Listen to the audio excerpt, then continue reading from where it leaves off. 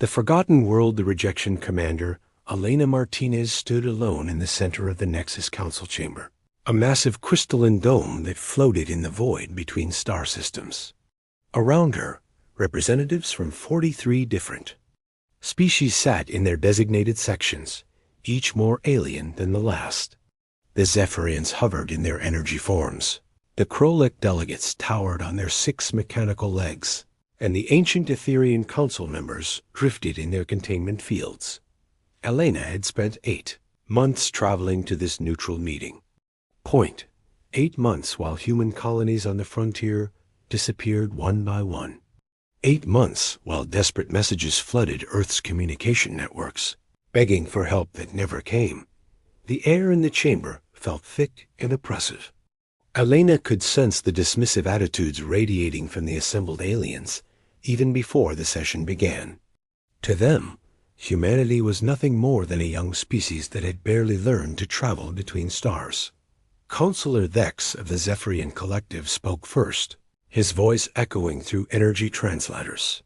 The human petition for defensive alliance has been reviewed by all member species of the Nexus Trade Alliance. His form flickered with what Elena had learned was amusement. The request is denied. Elena kept her expression neutral, despite the crushing disappointment. She had expected this, but hope had driven her to make one final attempt. Counselor Thex, humanity has been a trading partner with the Alliance for over 30 years. We have honored every agreement, paid every debt, and contributed to joint scientific projects. All we ask is for the same protection offered to other member species.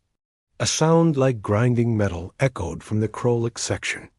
Elena recognized it as their version of laughter. High Commander Vex, a massive insectoid creature with golden carapace, rose from his position. Protection must be earned, human. Your species controls barely 15 star systems. Your technology is primitive. Your military consists of converted cargo ships and orbital platforms that couldn't stop a determined pirate raid. Elena felt her hands clench behind her back. She thought of New Geneva, a thriving agricultural world with 2 million inhabitants that had gone silent 3 weeks ago. She thought of the mining colony on Kepler 442b, where her brother had worked before the Vorthan raiders arrived. We may be small, Elena said, her voice steady, but we have proven our worth through peaceful contributions. Our medical advances have saved lives across dozens of worlds. Our agricultural techniques have prevented famines on 7 Alliance colonies. Surely this counts for something. Counselor Vorth of the ancient Etherian Republic drifted forward, his translucent form pulsing with soft light. Child species, his mental voice touched everyone in the chamber. Your contributions are noted and appreciated. But the Nexus Alliance is not a charity organization. We are a collective of established powers, working together for mutual benefit. Humanity simply does not possess the strength to contribute meaningfully to our defense. Elena felt something. Cold settle in her stomach. These beings saw humanity as nothing more than useful servants. Trading partners when convenient, but not equals worthy of protection. What about the Vorthan threat? She asked. Our intelligence reports show they're massing fleets along the outer rim. They've already conquered 6 independent systems this year. If they continue their expansion, they'll threaten Alliance space within 5 years. High Commander Vex's mandibles clicked dismissively. The Vorthan Empire is indeed growing bolder, but they are not fools. They know better than to challenge the combined might of the Alliance. They will continue picking off weak, isolated systems, because that is all they can manage. Elena's heart sank as she realized the cruel logic. The Alliance wasn't ignoring the Vorthan threat. They were counting on it. As long as the Vorthans focused on conquering unprotected human space, they wouldn't threaten Alliance territory. I see, Elena said quietly. She straightened her shoulders and looked directly at each section of the chamber. Then humanity will face this threat alone. That is the natural order. Counselor Vorth replied without emotion. The strong protect what they value. The weak lose what they cannot defend. Perhaps if your species survives the coming trials, you will develop the strength necessary for true membership in galactic civilization. Elena nodded slowly. She walked to the small communication console at the center of the chamber and placed her hands on its surface. The room fell silent as she looked up at each representative in turn. You believe humans are weak, she said, her voice carrying clearly through the chamber. You believe we have nothing to offer beyond agricultural, products, and medical research. You believe we are not worth saving. She paused, letting her words sink in. You may be right, but I want you all to remember this moment. Remember that when humanity asked for help, you turned us away. Remember that when we begged for the tools to protect our children, you dismissed us as unworthy. The chamber remained silent. Elena continued, her voice growing colder with each word. Remember that you taught us the only law that matters in this galaxy. The strong take what they want, and the weak lose everything they cannot protect. She lifted her chin. Humanity will remember. This lesson, we will remember it very well. Elena turned and walked toward the exit. Her footsteps echoed in the quiet chamber. As she reached the doorway, she stopped and looked back one final time. When the history of this galaxy is written, she said, let it show that humanity asked for mercy first. The doors closed behind her with a soft hiss. A hidden truth 3. Days later, Elena's ship, the diplomatic vessel Harmony, reached the edge of human space near Proxima Centauri. She sent a single encrypted message to coordinates deep in the Sol systems. Kuiper Belt. The message contained only 7 words. Council says no. Begin Project Genesis immediately. In the darkness beyond Neptune, something that had been waiting patiently for decades began to move. The asteroid designated KBO 7742 had been catalogued by human astronomers over 60 years ago. It was listed as a large rocky body in a stable orbit, unremarkable except for its unusual spherical shape. Survey probes had visited it twice, taking standard mineral samples and gravitational measurements. Every report filed it as a typical Kuiper Belt object of no particular scientific interest. Now, for the first time in 60 years, lights began to appear across its surface. Deep inside what appeared to be solid rock, Dr. Sarah Chun sat in a command center that would have amazed any alien species if they had known it existed. The facility stretched for kilometers in every direction, carved from the heart of the asteroid itself. Holographic displays covered every surface, showing construction projects, energy readings, and tactical analyses that represented humanity's greatest secret. Dr. Chun was 81 years old, her hair completely white, but her eyes burned with the intensity of someone half her age. She had spent her entire adult life working on Project Genesis, a plan so audacious that even many humans had thought it impossible. Elena's message has been confirmed, announced her assistant captain. James Park, a former Earth Fleet officer who had volunteered for the most classified assignment in human history. The Alliance has officially rejected our petition. Dr. Chun nodded grimly. She had expected this outcome, but it still hurt to have her species dismissed so completely. How many are ready? Captain Park consulted his displays. Primary construction is complete on 17 units. Secondary systems are operational on 24 units. We have full combat readiness on 12 units, with the remaining 5 reaching operational status within the month. Dr. Chun walked to the main display, which showed the Sol system in its entirety. To any outside observer, it would look completely normal. 9 planets, thousands of asteroids, the usual collection of moons and debris that surrounded any mature star. But Dr. Chun knew better. Scattered throughout the system were objects that looked like natural celestial bodies, but were actually humanity's answer to 60 years of being dismissed as primitives. "Bring Titan 1 online," she ordered. Asterisk. Throughout the facility, technicians who had worked their entire careers in absolute secrecy began activating systems that had been decades in the making. In orbit around Saturn, what appeared to be a large moon began to show signs of activity that no natural satellite should possess. The surface of Titan 1 looked exactly like any other airless moon. Cratered, rocky, unremarkable. But beneath that carefully maintained disguise was something that no species in galactic history had ever attempted to build. Humanity had taken a moon-sized asteroid and converted it into the most powerful warship ever conceived. Fusion reactors. Larger than cities came online, generating power that could have supplied entire star systems. Weapons batteries designed to crack planets began their activation sequences. Shield generators capable of deflecting star-level energies started their warm-up cycles. "All primary systems are green," reported the chief engineer. "Titan 1 is fully operational."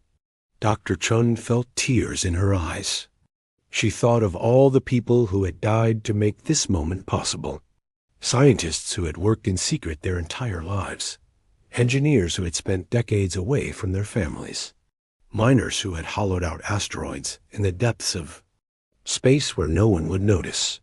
Thousands of humans who had believed in a dream that seemed impossible. "Signal the other sites," she ordered. "Begin full activation of all Genesis units." Across the Sol system, similar objects began to stir. Mars, too, hidden in the asteroid belt, powered up its massive engines. Ceres Prime, disguised as a dwarf planet, activated weapons that could destroy fleets. Luna 7, concealed among Jupiter's moons, brought online shields that could protect entire worlds. For 60 years, humanity had been building in secret. For 60 years, they had been dismissed as a weak, primitive species, not worth the attention of galactic powers. For 60 years, they had been using that dismissal as camouflage for the greatest military construction project in known history, the coming Storm Alina. Martinez returned to Earth aboard a regular transport, having transferred from her diplomatic vessel at the edge of the system. To any watching eyes, she was simply another failed diplomat returning home after an unsuccessful mission. No one suspected that her true purpose had been to deliver a final ultimatum to the galaxy's powers as her transport approached Earth. Elena stared out at the blue-white marble that was humanity's birth world. It looked so peaceful, so vulnerable. Few people on the planet below knew that their entire species was about to face extinction. The Vorthan Empire would not wait long to begin their final assault on human space. Alana's personal communicator chimed with an encrypted message from Dr. Chun. "All units operational. Project Genesis ready for deployment. Awaiting your signal." Elena smiled for the first time in months. The galaxy had taught humanity that only strength mattered. They had refused to share that strength when humanity asked politely. Now they would discover what human strength looked like when it was unleashed without restraint. She composed a brief reply. "Hold position until hostile contact. Let them come to us. 6 months." That was intelligence estimates for how long it would take the Vorthans to mass their invasion fleets. 6 months for the galaxy to continue dismissing humanity as irrelevant. 6 months for the greatest military surprise in galactic history to remain hidden. Elena closed her eyes and tried to rest. Soon, the galaxy would learn that humanity had been listening very carefully to every lesson they had been taught. The strong took what they wanted, and the weak lost everything they could not protect. Humanity was about to demonstrate just how strong they had become while everyone was looking the other way. The Vorthan Empire was mobilizing for what they expected to be the easiest conquest in their history. The Nexus Alliance was congratulating itself on avoiding an expensive entanglement. The rest of the galaxy continued to ignore the primitive humans, who couldn't even defend their own colonies. None of them had any idea that hidden among the ordinary rocks and ice of the Sol system, humanity had built an armada that would reshape the balance of power in the galaxy forever. The countdown to revelation had begun. Asterisk. When worlds awaken, the invasion begins. Admiral Kess of the Vorthan Empire stood on the bridge of his flagship, the Dominator, watching the largest invasion fleet in his species' history prepare for what should be the easiest conquest of his career. 800 warships stretched out behind him in perfect formation, each vessel bristling with weapons that had shattered the defenses of dozens of worlds. The Vorthans were an ancient warrior race, tall and imposing with thick, armored skin and 4 powerful arms. Their empire had grown through centuries of calculated conquest, always choosing targets that could not effectively resist. Humanity fit that profile perfectly. "Admiral," reported his intelligence officer, Commander Zara, "our scouts have completed their survey of the human home system.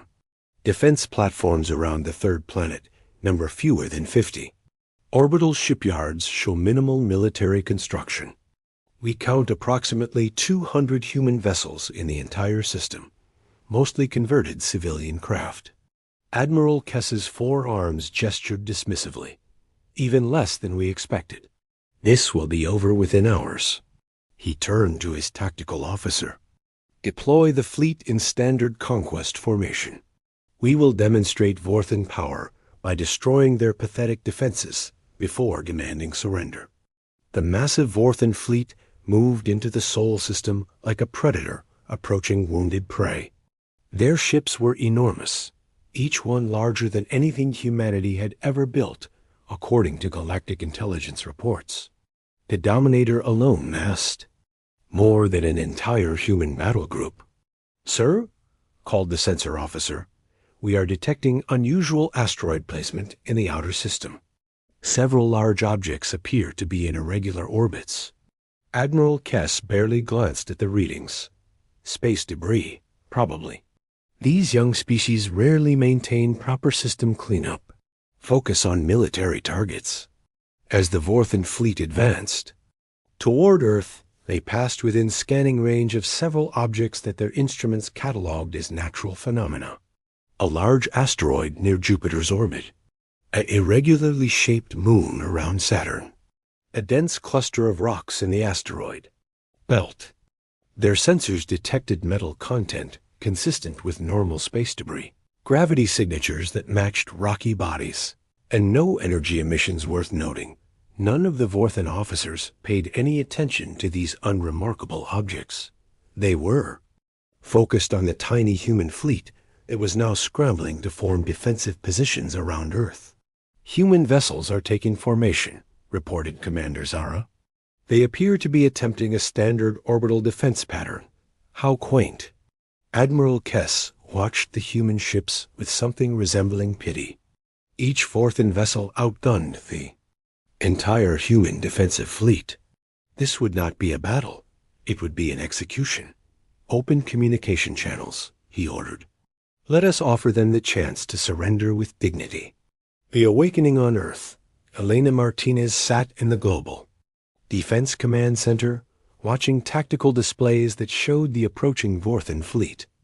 Around her, military officers who had never been told about Project Genesis prepared for humanity's final battle with grim determination. "Enemy fleet will be in weapons range in 30 minutes, reported General Harrison, the commanding officer of Earth's defenses. "All civilian evacuation shuttles are away from the orbital zone. Our ships are in position, but ... He didn't need to finish the sentence. Everyone in the room knew they were vastly outgunned. Elena activated her personal communicator with a special encrypted frequency. "Dr. Chun, this is Elena. Enemy contact confirmed. 800 Vorthan vessels. You are authorized to proceed with Genesis protocol." Deep in the Kuiper Belt, Dr. Chun received the message she had been waiting her entire life to hear. "Understood. Elena, all units, This is Genesis Command. Execute Phase 1. Repeat. Execute Phase 1. Throughout the Sol system, objects that had been dormant for decades began to respond.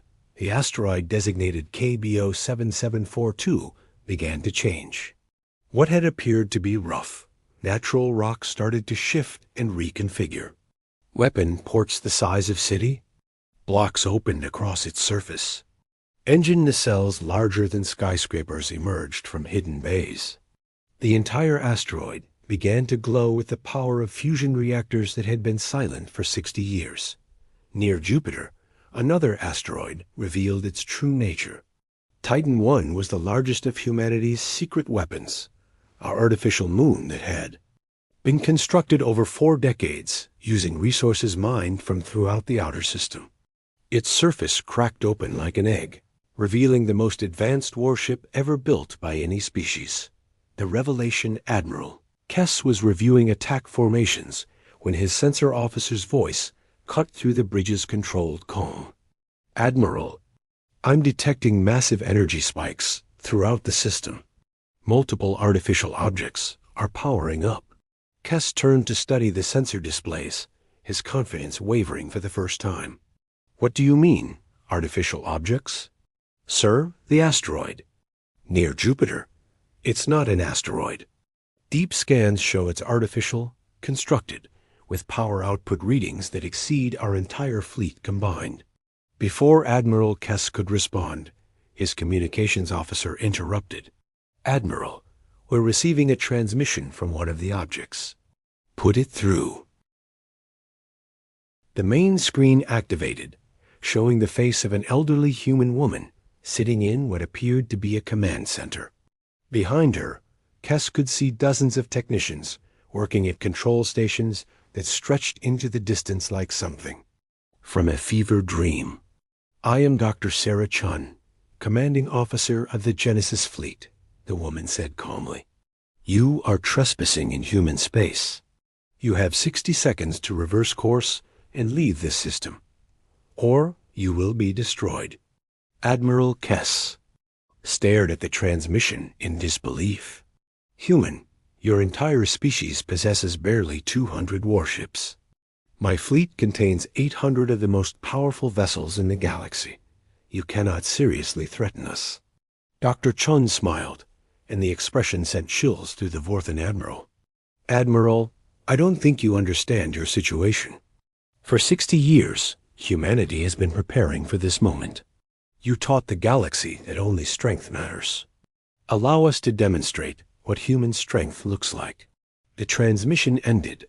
Immediately, Kess's sensors began screening warnings. The artificial objects throughout the system were powering up to energy levels that the instruments could barely measure. All objects are artificial, shouted the sensor officer. They're not asteroids or moons. They're ships. Massive ships. Admiral Kess watched in growing horror as the smooth surfaces of what he had thought were natural bodies began to change. What had appeared to be craters and rock formations were shifting, revealing themselves to be massive weapon emplacements. Launch bays larger than Vorthan capital cities opened across each surface like hungry mouths. How many? He whispered. 17 confirmed artificial objects, sir. Each one registers as larger than our biggest dreadnought. The largest one near Jupiter ... The sensor officer's voice trailed off. What about it? Sir, it's the size of a small moon. Power readings suggest it's armed with weapons that could destroy planets. The Battle of Sol Titan I opened fire first. The massive weapons that had been hidden beneath its disguised surface unleashed energies that lit up space like a new star. Beams of concentrated plasma, each one containing more destructive power than the main guns of 50 Vorthan dreadnoughts, reached across impossible distances to strike the invasion fleet. The first salvo destroyed 23 Vorthan ships instantly.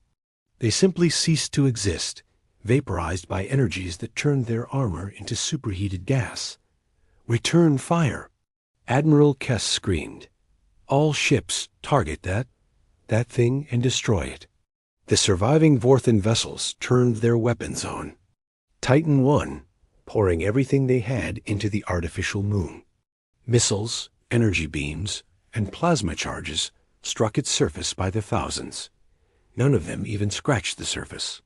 "Admiral," reported his weapons officer, voice shaking. "Our weapons are having no effect. Their shields are absorbing everything we can throw at them." More Genesis ships revealed themselves throughout the system. Mars 2 emerged from the asteroid belt, its weapons arrays tracking multiple Vorthan targets. Ceres Prime powered up near. The outer planets, launching fighter craft that were each the size of Vorthan cruisers. Luna 7 appeared from behind Jupiter's moons, its massive bulk moving with impossible grace. Each Genesis ship was a masterpiece of human engineering, built with technologies that the galaxy had never seen. Gravity manipulation drives allowed moon-sized objects to maneuver like fighters. Shield generators created defensive fields that could absorb the energy output of stars. Weapon systems delivered destructive power that could crack continents. How is this possible? Admiral Kess whispered as more of his ships disappeared under the relentless human barrage.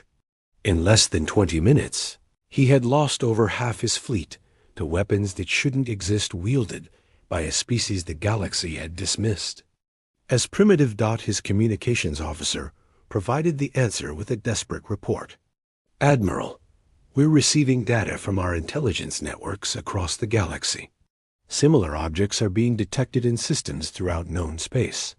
The humans ... they're everywhere. They've been building these things for decades and positioning them near every major civilization." Admiral Kess felt his legs give out as the full scope of humanity's deception became clear. While the galaxy had ignored them, while the Vorthans had raided their frontier colonies, the humans had been working. They had been building an armada of planet-sized warships and hiding them in plain sight throughout the galaxy. For 60 years, every major power had been surrounded by human weapons, and no one had noticed the new balance. All remaining ships, Admiral Kess transmitted to his fleet, full retreat, emergency jump to hyperspace. But as his surviving vessels tried to flee, they discovered that space itself was being manipulated around them. The Genesis ships were projecting gravity fields that prevented faster-than-light travel. "We cannot jump, Admiral," reported his navigation officer. "They are trapping us in normal space." Dr. Chun's voice filled the Vorthan flagship's bridge once more. "Admiral Kess, your invasion fleet is finished. You have two choices: surrender now or be destroyed completely. The galaxy will not stand for this aggression." Kess replied, though. His voice shook. "The Nexus Alliance will mobilize against humanity." Dr. Chun's smile was cold as winter. "The same alliance that refused to help us when your species was slaughtering our civilians? The same alliance that told us we were too weak to deserve protection?" She leaned forward in her command chair. "Admiral, they taught us that the galaxy respects only strength. We are simply demonstrating how well we learned that lesson. The battle was over. Of the 800 ships that had entered the Sol system, expecting easy conquest, fewer than 50 remained operational. The Vorthan Empire's greatest invasion fleet had been destroyed by an enemy they had never known existed. Throughout the galaxy, similar scenes were playing out as hidden Genesis. Ships revealed themselves near every major civilization. The careful balance of power that had existed for centuries was shattered in a single day. Humanity had been dismissed as weak, ignored as irrelevant, and abandoned to face extinction alone. In response, they had built the most powerful military force in galactic history and hidden it where no one would think to look. The galaxy had taught them that only strength mattered. Now they possessed more strength than any species had ever wielded. The age of humanity had begun, and the cosmos would never be the same. Dr. Chun closed the communication channel and turned to her staff. "Signal all Genesis units. Maintain defensive positions, but do not pursue fleeing vessels. Send a message to every government in known space. Humanity is no longer asking for protection. We are offering it to others. Elena Martinez watched from Earth as the last Vorthan ships limped away from Sol System. Their invasion turned into the most catastrophic military defeat in galactic history. The species that had been too weak to deserve help had just demonstrated that they were strong, enough to help themselves and anyone else who earned their friendship. The galaxy had laughed at Earth. Now Earth was ready to have the last laugh. Asterisk.